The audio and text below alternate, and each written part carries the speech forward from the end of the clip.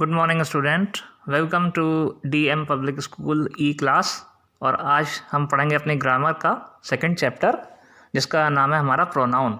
आज हम जानकारी लेंगे प्रोनाउन के बारे में कि प्रोनाउन क्या होते हैं, कहाँ यूज़ होते हैं, कितने टाइप के होते हैं। इस चैप्टर में हम ये सब सीखेंगे।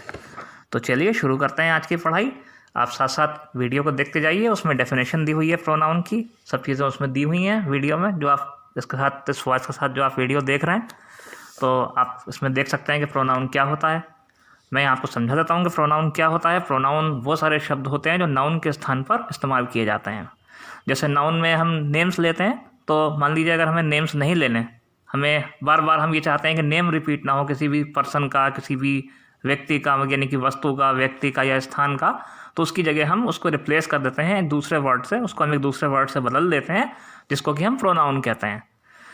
तो ये जो प्रोनाउन होते हैं वो शब्द होते हैं जो नाउन के स्थान पर प्रयोग किए जाते हैं, और इनको हम नाउन की जगह पर इस्तेमाल करके एक ही सेंटेंस में या बहुत सारे सेंटेंस में या एक पैराग्राफ में बार बार नाउन को रिपीट होने से बचाते हैं। अब सवाल ये उठता है कि हम बार बार नाउन को रिपीट क्यों नहीं कर सकते। नाउन को हम बार बार रिपीट इस वजह से नहीं करते हैं क्योंकि उससे सेंटेंस ऑड लगते हैं बोलने में और सुनने में। जैसे कि मैं आपसे अपने बारे में कहूँ कि Faisal is a good boy, तो ऐसा लगेगा, ये पता नहीं लगेगा कि आप सुनने वाले को कि मैं अपने बारे में कह रहा हूँ या किसी और के बारे में कह रहा हूँ। फैसल मैं खुद हूँ या मेरे बारे में या मैं किसी और के बारे में कह रहा हूँ। लेकिन अगर मैं आपसे ये कहूँ I am a good boy, तो इससे पता लगता है कि मैं अपने बारे में कह रहा हूँ, अपने स्वयं के बारे में कह रहा हूँ। तो इसी टाइप से हम प्रोनाउंस का इस्तेमाल करते हैं नाउन के स्थान पर, ताकि बात क्लियर हो। अब यहाँ इससे पहले मैं आगे एक्सप्लेन करूँ आपको, मैं आपको एक चीज़ और बताता हूँ कि इसमें हम पढ़ेंगे पर्सन के बारे में। ये जो प्रोनाउन होते हैं, जैसे हमने जाना कि नाउन के स्थान पर इस्तेमाल होते हैं, हिंदी में हम इसकी परिभाषा इस तरह से दे सकते हैं कि वह शब्द जो संज्ञा के स्थान पर प्रयोग होते हैं उनको हम प्रोनाउन यानी कि सर्वनाम कहते हैं। अब अगर मैं बात करूँ आपसे कि इनकी टाइप्स की, तो वैसे तो ये कई सारे टाइप के होते हैं, लेकिन यहाँ पर हम पहले पढ़ेंगे पर्सनल प्रोनाउंस के बारे में। पर्सनल प्रोनाउन वो होते हैं जो किसी एक व्यक्ति के लिए इस्तेमाल होते हैं, जिन्हें हम व्यक्तिगत प्रोनाउन भी कह सकते हैं, व्यक्तिगत सर्वनाम भी कह सकते हैं, या फिर व्यक्तिवाचक सर्वनाम भी कह सकते हैं। इनको हम कहते हैं पर्सनल प्रोनाउन, जो किसी व्यक्ति के लिए इस्तेमाल करते हैं। आपकी बुक में लिखा है personal pronoun are mainly use for the persons. Personal pronoun वो प्रोनाउन है जो किसी व्यक्ति के लिए इस्तेमाल होते हैं। अब देखिए, पर्सन जो होते हैं ये 3 होते हैं अंग्रेजी ग्रामर में, और हम अपनी अगर आम जिंदगी में भी देखें तो 3 पर्सन होते हैं। 3 पर्सन का मतलब यहाँ ये नहीं है कि 3 लोग होते हैं। 3 पर्सन का मतलब होता है कि एक तो वो व्यक्ति होता है जो बात कह रहा होता है, उसे हम कहते हैं फर्स्ट पर्सन, यानी कि कहने वाला, वक्ता। दूसरा होता है जिससे बात कही जा रही होती है, उसको हम कहते हैं सेकंड पर्सन, यानी कि श्रोता।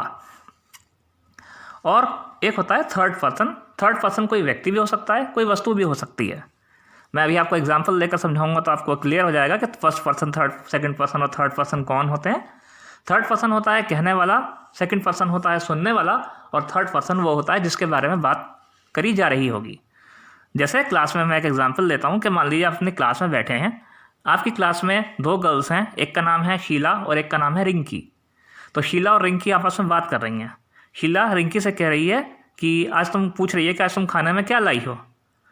तो यहाँ पर कहने वाला कौन है? शीला। जिससे कह रही है वो कौन है? रिंकी। ठीक, तो ये यहाँ पर फर्स्ट पर्सन कौन हुआ? शीला हुई। और सेकंड पर्सन यानी सुनने वाली, यानी जिससे रिंकी कह रही है, यानी कि शीला, वही सेकंड पर्सन। अब मान लो यही दोनों गर्ल्स किसी और के बारे में बात करें, ये दोनों बात करें शीला और रिंकी कि जो ये बुक बहुत अच्छी है। तो यहाँ पर जो तीसरी चीज़ के बारे में बात होगी, या वो ये कहेगा ये मैथ्स की बुक है, तो जिस चीज़ के बारे में, तीसरी चीज़ के बारे में बात होगी वो होगा थर्ड पर्सन। तो इन्हीं तीनों पर्सन के हिसाब से अलग अलग टाइप के प्रोनाउन बताए गए हैं, फर्स्ट पर्सन, सेकंड पर्सन और third person. First person pronoun वो होते हैं जो अपने स्वयं के लिए इस्तेमाल किए जाते हैं, जिनके एग्जाम्पल्स हैं आई, वी, मी और अस। ये सारे वो एग्जाम्पल्स हैं जो फर्स्ट पर्सन के प्रोनाउन होते हैं। यानी कि आई अब मैं अपने स्वयं के लिए इस्तेमाल करूँगा, वी बहुत सारे लोग होंगे वो अपने लिए इस्तेमाल करेंगे, मी मैं अपने स्वयं के लिए इस्तेमाल करूँगा। जैसे गिव इट टू मी, ये मुझे दे दो, तो मी मैंने अपने नाम की जगह इसको इस्तेमाल किया, मी को। जैसे मैंने ये नहीं कहा कि गिव इट टू फैसल, मैंने कहा गिव इट टू मी, यानी कि मैंने इसको अपने नाम की जगह इस्तेमाल किया इस शब्द को। तो ये कुछ एग्जाम्पल्स हैं हमारे फर्स्ट पर्सन प्रोनाउन के। सेकंड पर्सन प्रोनाउन जो होते हैं वो सिर्फ एक ही होता है, यू, क्योंकि सुनने वाला व्यक्ति एक ही होगा। तो चाहे सुनने वाले बहुत सारे हों तो यू ऑल भी लगा सकते हैं उन तुम सब के लिए। यू का मतलब होता है तुम।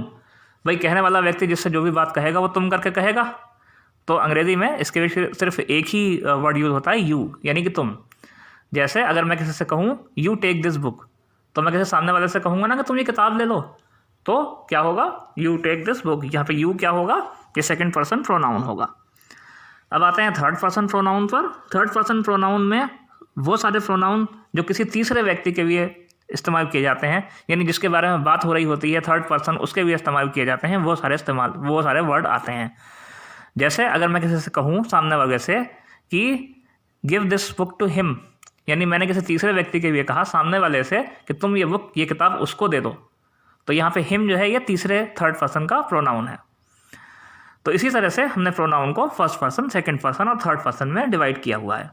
मैं उम्मीद करता हूँ ये टॉपिक आपको अच्छी तरह से समझ में आ गया होगा। अगर आपको कोई भी डाउट हो तो आप यहाँ कमेंट बॉक्स में नहीं बल्कि स्कूल के ग्रुप में आप मुझसे कांटेक्ट कर सकते हैं और आप अपनी क्वेरी, आप अपना क्वेश्चन मुझसे दोबारा पूछ सकते हैं। मैं मिलता हूँ आपसे इसके अगले पार्ट में। तब तक के लिए आप अपना ख्याल रखिए। Thanks for joining DM public school online classes.